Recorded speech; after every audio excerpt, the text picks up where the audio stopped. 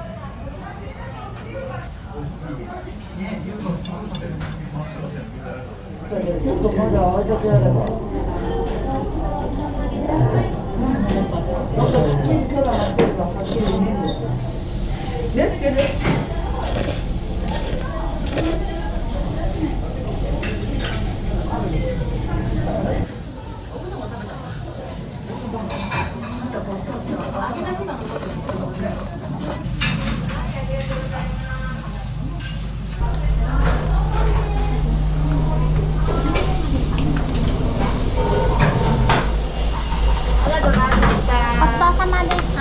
い。気をつけてどうぞ。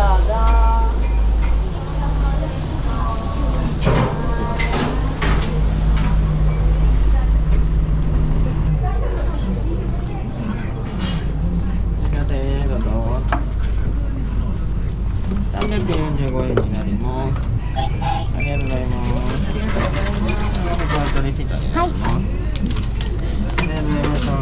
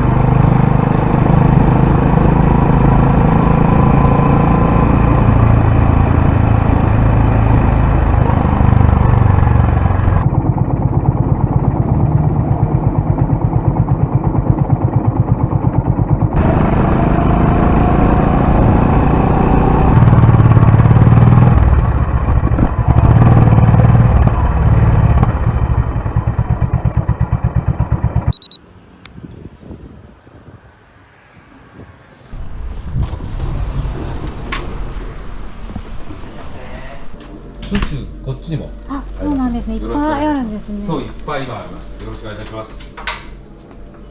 まず特殊なものはこれが黒あ、黒ビール。黒ビールですね、はい、でこれがね、サワー。サワー。これもうベリー系のドロドロした感じ。ビールではないんですか？ビールなんですけど、はい、すごくドロドロしてて、ビールっていう感じじゃないんですよあ、ね。そうなんですね、はラズベリーって書いてますもんね。い、そうそうそうそう。